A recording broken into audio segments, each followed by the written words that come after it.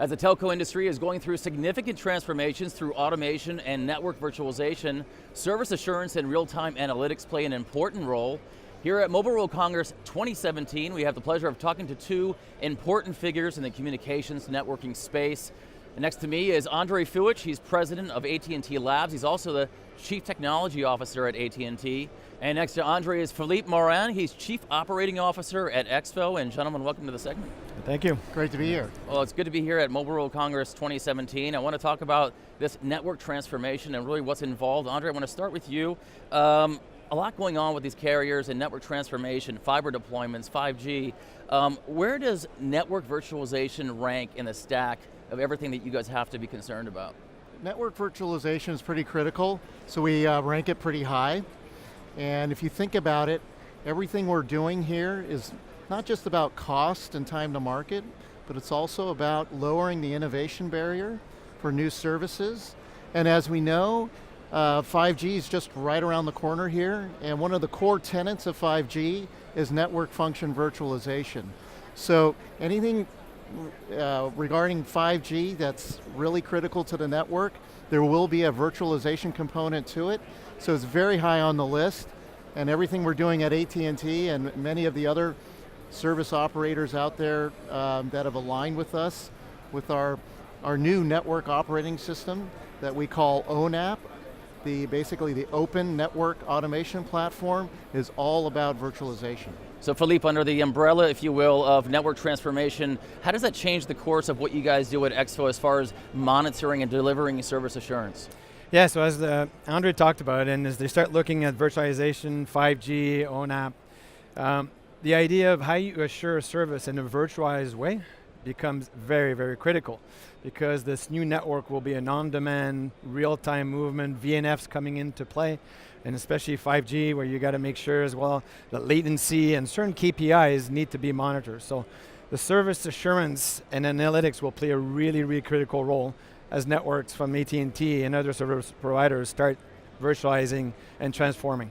I'd like to ask both of you this question, the importance of network IQ. First of all, either one of you, tell me what that is and the importance of it. Andre, I'll start with you. Really, the intelligence of the network is important on a couple different levels. One is you really want to get as much as you can out of your assets, so the utilization of a lot of these network components is going to rely on really having really good analytics, telemetry off everything we do. The other aspect that's really important that IQ plays into is basically around customer experience. So however that application's performing, or the device, or whatever it may be, getting that real-time analytics in place so that you can adjust depending on network conditions, that's what it's going to be all about. And that's really what's going to differentiate one network from another, is how well they use the IQ they're getting.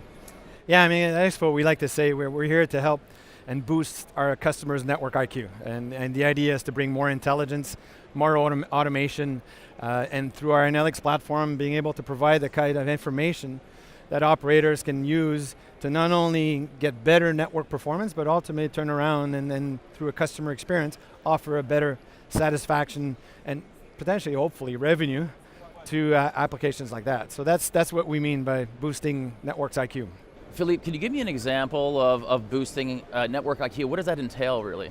Well, I'll give you an example. I mean, we like to talk about analytics, but real-time analytics, and we talk about it at the 3D analytics. So what we provide at EXFO is a view to AT&T around the network level, the subscriber level, and as well the service. So take VoLTE as an example, voice over LTE. Well, being able to, so for AT&T to look at which customer am I affecting, if there's any performance issues, which particular service across which part of the network, provides that added level of end-to-end visibility that we believe wasn't there before. And then again, in the context of virtualization, it's going to be even more critical, because that VNFs are going to change real time. So you got to be able to track these functions in real time. Andre, I want to talk to you about smarter networks. Would you equate, or is it analogous between smarter networks and automation? How do you relate those two terms? Well, really they go hand in hand. So having a smarter network really is about, again, what analytics are telling you about your customer, the service, the experience.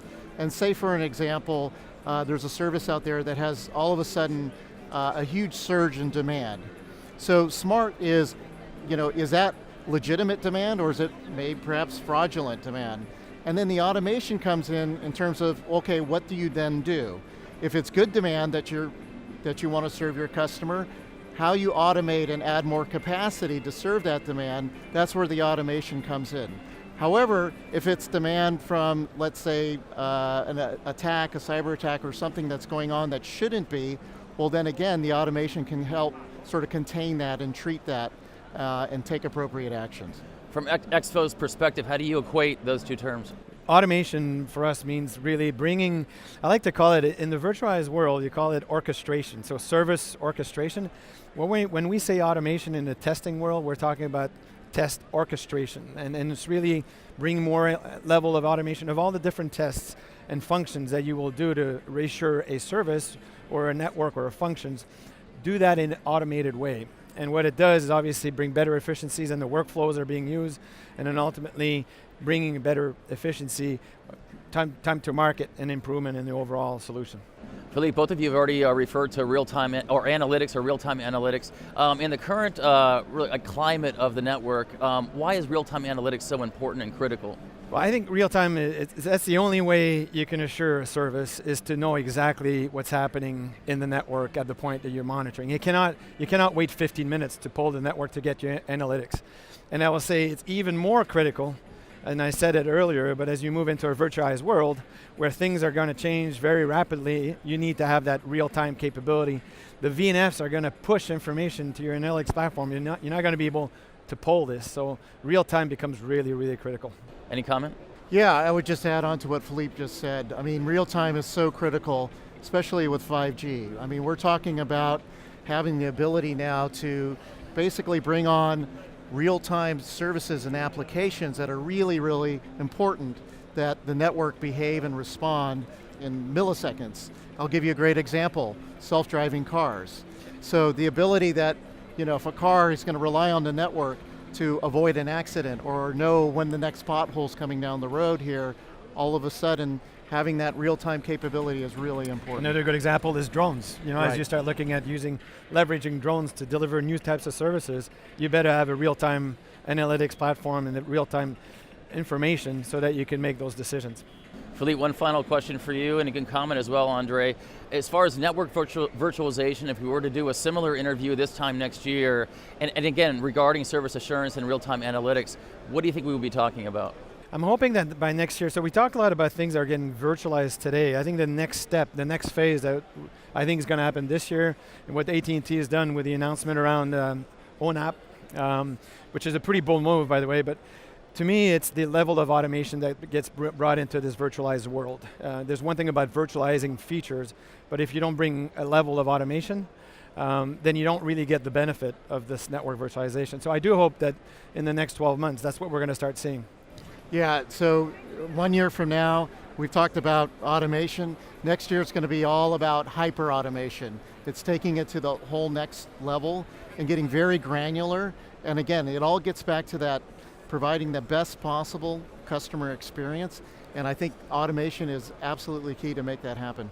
Well, Andre and Philippe, it was great talking to both of you. Thanks for your time, by the way. I know it's busy here. Thank you. Thank you, Abe. Appreciate it. And to all our viewers out there, for more content right here from Mobile World Congress 2017, you can log on to tinow.org. So long.